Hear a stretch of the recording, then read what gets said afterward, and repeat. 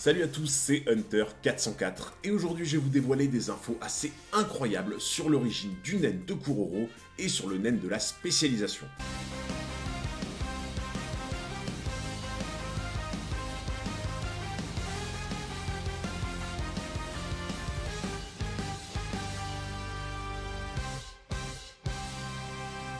Le truc cool avec l'épisode d'aujourd'hui, c'est qu'il ne spoile en aucun cas le déroulement de l'arc actuel de Hunter x Hunter, donc aujourd'hui, ceux parmi vous qui ne regardez que l'animé, eh ben cette vidéo, elle est pour vous. Ça m'arrive quasi jamais, mais j'en profite aussi pour vous demander de vous abonner à la chaîne, et surtout de bien activer la cloche de notification. Vous n'avez pas idée à quel point cette cloche de naine est importante pour la chaîne, car le simple fait que vous alliez voir la vidéo dans les premières heures de sa sortie, ça crée une différence astronomique qui propulse de ouf la chaîne. Aujourd'hui, on va donc aborder des informations assez particulières autour du naine de la spécialisation, et pour comprendre quel impact énorme ça peut avoir sur les utilisateurs de cette catégorie, il est vital que vous regardiez la vidéo jusqu'au bout, en particulier lorsqu'on abordera les secrets enfouis de l'éveil du naine de Kuroro lorsqu'il était jeune. Le point de départ, c'est que dans Hunter x Hunter, Togashi nous apprend que l'on peut accéder au naine de 3 façons différentes. La méthode la plus longue mais la plus douce, ce qui est un apprentissage classique fait de longues séances de méditation pour évacuer lentement le naine par les pores de la peau, ou ce qu'on appelle aussi les shoko. Une méthode rapide mais brutale et risquée, celle que Wing a utilisée sur Gon et Killua, à savoir projeter sa propre aura dans leur corps pour forcer l'ouverture des shoko. Et enfin la méthode rare, celle par laquelle le naine ne s'apprend pas mais se développe de façon inconsciente. Chez ses utilisateurs, le naine se construit donc de façon innée. Et c'est tout particulièrement cette catégorie qui va nous intéresser dans cette vidéo. Le point commun parmi ces utilisateurs de naine innés, c'est qu'ils vont faire preuve de plus de talent et de sensibilité que la normale. C'est notamment ça qui va leur permettre de découvrir et d'apprendre à manipuler leur aura sans l'avoir appris au préalable, et encore plus dingue, sans même qu'ils s'en rendent compte. Le manga nous montre d'ailleurs que ces personnes sont souvent reconnues comme étant des génies, des médiums ou des surhommes aux yeux de la société, et cela en partie grâce à la manière dont ils vont se servir de ces dons. En effet, les utilisateurs de naine innés vont se diriger instinctivement vers l'artisanat ou le domaine artistique, devenant des genres de virtuoses dans leur catégorie. Et là où ça commence à devenir intéressant, c'est lorsqu'on essaie d'isoler les utilisateurs de naine innés pour connaître leur catégorie de naine à chacun. Le truc direct assez intriguant, c'est de constater que parmi les 8 utilisateurs de naine innés, il y en a au minimum 3 qui appartiennent à la catégorie de la spécialisation. Je sais ce que vous allez me dire,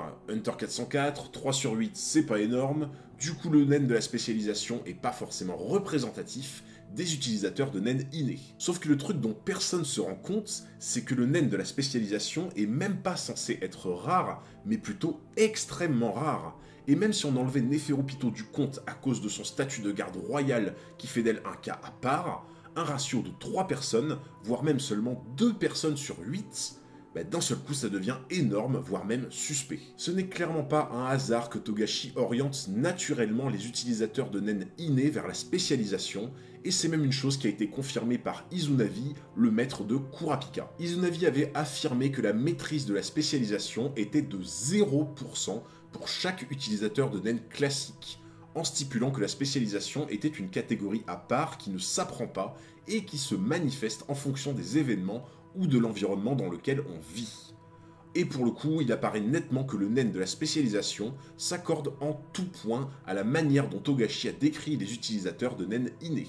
Pourquoi je vous explique tout ça? Eh bien parce que dernièrement, Togashi nous a lâché une genre de bombe à retardement concernant Kuroro Lucifer. Pour le coup, c'est une info potentiellement incroyable qui, je le rappelle, ne spoile pas la trame de l'arc actuel et qui va permettre de comprendre un peu plus comment fonctionne le naine de la spécialisation. Pour effleurer un peu la surface de cet iceberg, on sait que Kuroro est un utilisateur du naine de la spécialisation, et donc si on applique la logique précédente, il y aurait de grandes chances pour qu'il ait appris le naine tout seul. Et la grosse suspicion que j'ai de penser que le futur chef de la brigade ait appris le naine inconsciemment provient d'un flashback très récent de la brigade fantôme, au cours duquel Kuroro, âgé alors de 12 ans, brille par son talent de comédien en réalisant un doublage parfait de pas moins de 5 personnages en même temps. Au cours de ce flashback, Togashi insiste beaucoup pour nous montrer un Kuroro totalement pur, doué d'une rare intelligence ainsi que d'un talent naturel hors du commun, talent qu'il engage à 100% dans le doublage, l'acting et la comédie. Jusque-là, vous me direz, rien d'anormal.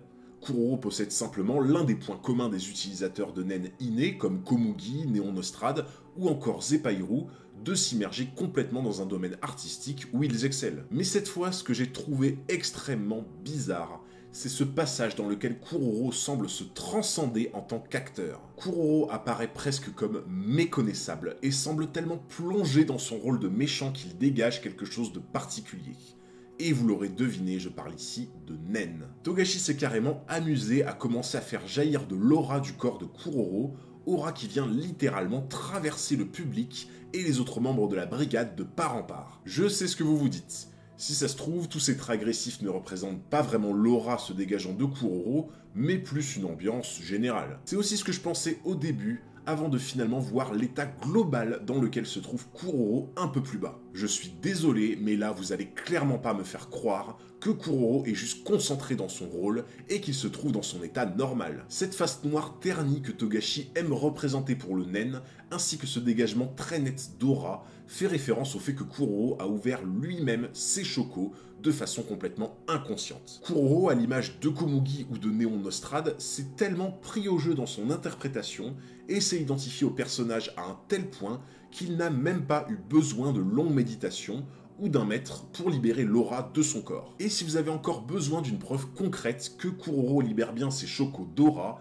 regardez attentivement la réaction de la brigade, mais surtout la réaction du public. Les enfants dans les tribunes ne sont pas seulement effrayés de la prestation de Kuroro pour le méchant, en effet ils sont complètement terrorisés.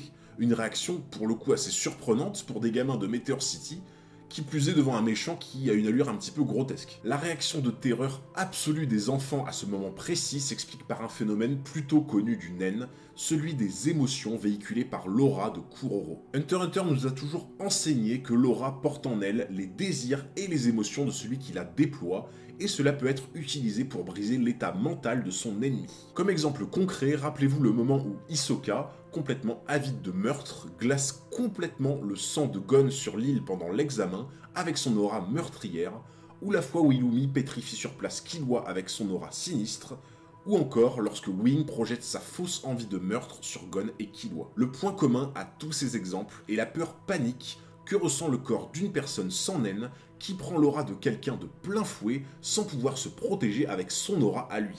Et c'est ici exactement le même cas de figure avec Kuroro qui transcende tellement son rôle de méchant à la perfection qu'il en dégage une aura proche de celle du monstre, ce qui crée la panique chez les enfants dans la salle de spectacle. Un dernier détail que je trouve d'ailleurs très curieux et mis beaucoup en valeur par Togashi, c'est cette posture étrange et cette façon de lever la main avant et après son dégagement d'aura. On dirait presque comme une sorte de démarrage pour enclencher le Nen, ou une genre de condition de Nen faite inconsciemment pour rentrer parfaitement dans son rôle et emprunter le personnage. Après, pour ceci, ça reste vraiment une simple supposition. Je ne sais pas vous, mais quand je vois que c'est la passion dévorante de comédien qui a éveillé l'aura et le Nen de Kuroro, je trouve cela très curieux que des années plus tard, il possède un Nen basé sur le vol, dans lequel il rejoue et interprète le Nen d'un autre personnage. Mais pour creuser l'aspect du comédien caché derrière le voleur qu'est Kuroro, on verra tout ça en profondeur lors d'une prochaine vidéo. C'est la fin de cette vidéo, j'espère grave qu'elle vous a plu. Si c'est le cas, n'hésitez pas à lâcher un gros pouce bleu, un commentaire, mais surtout plus important, n'oubliez pas de vous abonner juste ici pour ne pas manquer les futurs épisodes. Merci beaucoup pour votre force, c'était Hunter 404 et je vous dis à très bientôt pour un nouveau combat.